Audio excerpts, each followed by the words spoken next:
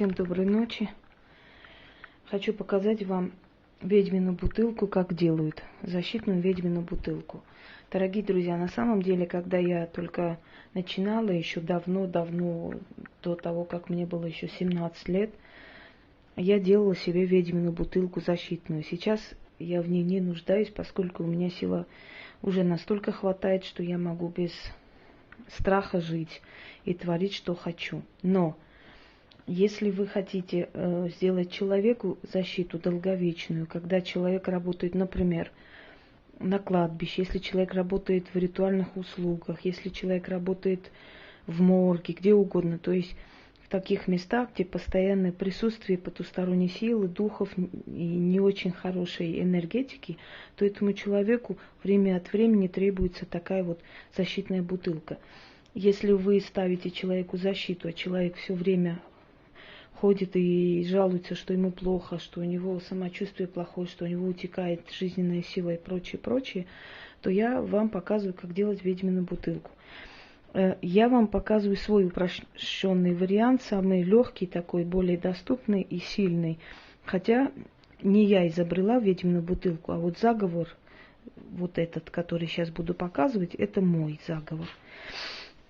Берете булавки, берете иглы, лучше вот такие цыганские иглы большие. Берете фотографию человека.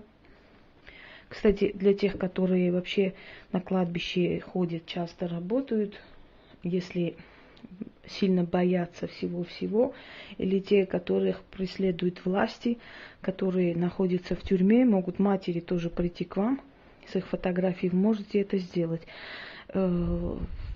Если в комплексе совсем это провести, скажем, там есть у меня, вот я уже показывала, Фемида, который можно провести многое-многое, да, то может человек очень легко и быстро либо выйти, либо отделаться малым сроком, если очень серьезное преступление совершил, либо может быть условно осужден. Так что ведьмина бутылка, она очень даже ничего. Ну вот беру обычную бутылку, ну вообще-то обычно я вот так беру, завязываю черной тканью сверху, да. Сейчас просто показываю технологию, я не буду сейчас проводить. Проводит, можно на себя это сделать, если вы будете время от времени обновлять. Когда время проходит, выливайте воду, фотографию сушите и сжигаете, потому что испорченную фотографию держать нельзя. Так вот, берете, вот так кидаете туда булавки, иглы, ну как можно больше.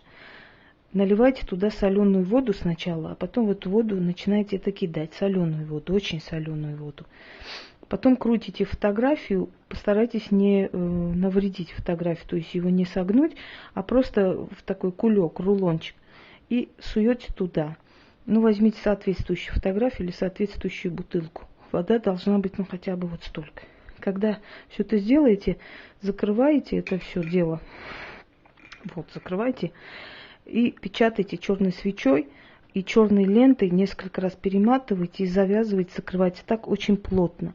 Это можно где-нибудь закопать в огороде, если у вас частный дом, ну там, где никто не ходит, или можно держать дома, но чтобы никто не разбил. Ну разобьет, ничего страшного, утечет это все, заново сделайте, вот и все. Всего лишь пропадет защита, ничего страшного, там трагедии не случится.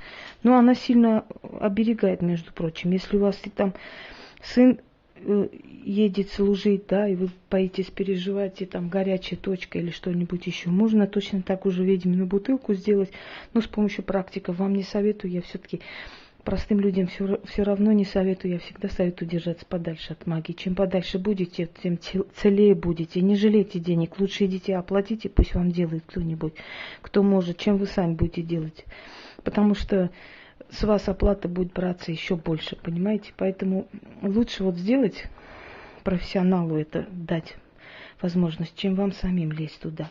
Итак, еще раз наливаем очень соленую воду, ну, предположим, там на 100 грамм 3 ложки чайные, да, соли. Прям перемешайте, чтобы соль была крутая.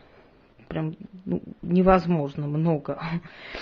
Кидаем иглы, там булавки, ну, в любом количестве, хоть 20, хоть 40, хоть 30, ну, чтобы места хватило.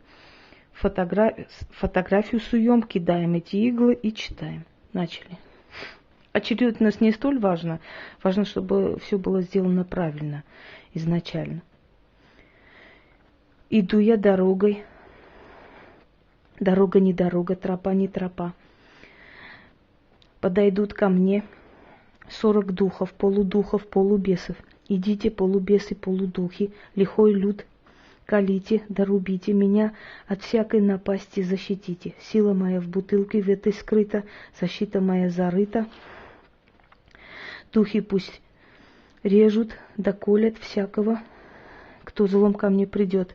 От мечей ваших погибель свою найдет. Сила сокрыта, сила закрыта, защита вечна, заклята. Ну, естественно, если вы читаете для другого человека, то вы говорите его имя. Еще раз учу, после закрываете, эта защита хватает на год. Потом вы открываете бутылку, выливаете воду, фотографию, сушите и сжигаете. Потому что порча на фотографии не нужна. Но вот если сделать такую защиту человеку, который, например, ждет суда, да, и очень переживает за срок, то ему срок не дадут. Это точно. Ну или дадут условно, по крайней мере, он свою свободу не потеряет, поверьте мне. Что-то случится, и его отведут. Ну это уже не первый, не второй раз в моей жизни было, и когда ко мне обращаются люди, я говорю из собственного опыта, что магия творит чудеса, если она в руках умелых. Умелых. Иначе она будет творить очень черти что. Всем удачи и всех благ.